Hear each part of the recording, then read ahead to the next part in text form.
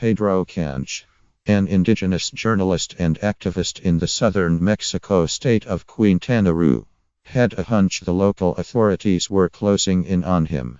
His coverage of angry protests over rising water rates in local Mayan communities. So he filmed a video criticizing the intensely image-conscious state governor, Roberto Borge, and uploaded it to YouTube in August 2014. Just a few days later, police pulled Canché from his car and threw him in prison on charges that he had sabotaged a local waterworks.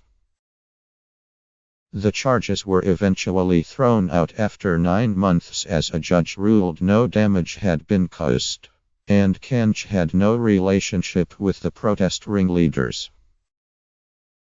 The National Human Rights Commission later ordered the state government to publicly apologize to Canché and pay compensation, but Borge refused.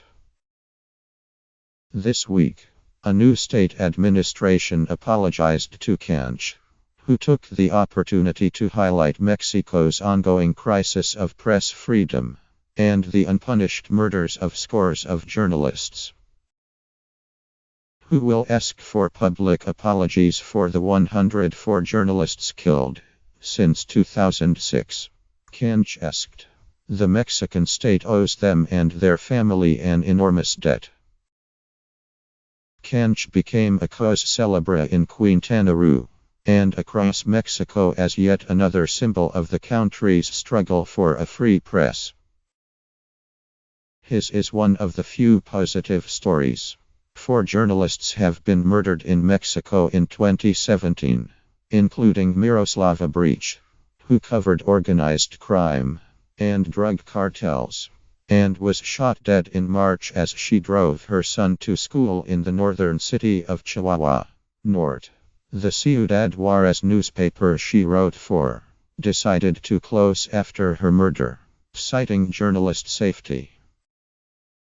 Journalists in Quintana Roo, a state popular with tourists visiting Cancun and Playa del Carmen, complained that the harassment against them came from politicians who control the press through agreements to provide newspapers with advertising, but allow the government to control their editorial line.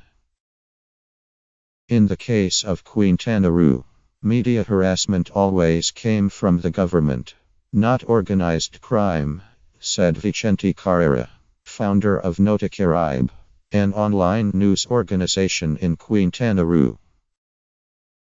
Carrera speaks from experience. do.As caught Borge lying about his whereabouts and not disclosing he traveled to the 2011 Champions League final at Wembley.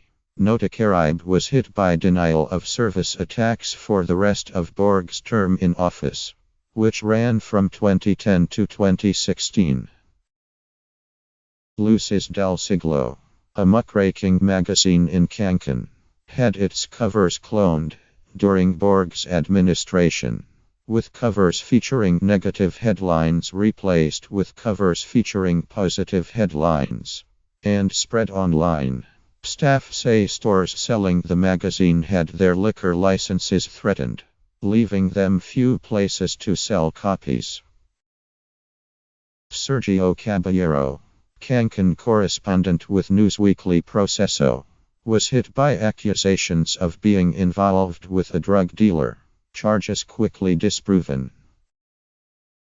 They invented crimes rather than killing you, Caballero said of the situation in Quintana Roo, where corruption has grown rife as construction in a tourist mecca mushroomed.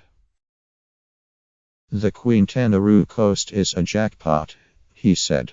They tried to present their government as impeccable. Anyone questioning that was persecuted and attacked. Canché started a news website after his time in prison and started fighting for compensation. He had a business manufacturing deck beds and outdoor furniture for hotels in the state, which ceased operating while in prison. His notoriety led to people slipping him information on scandals. He says it also prompted Borg's Institutional Revolutionary Party, PRI, to try striking a deal. The PRI's 2016 gubernatorial candidate would publicly apologize and indemnify him so long as Canché publicly endorsed the PRI. Canché declined. "It's complicated practicing journalism in a corrupt place," he said. "They corrupt you and pay you off. And eventually you stop pointing out their mistakes. This is what has allowed the government to be corrupt as it is."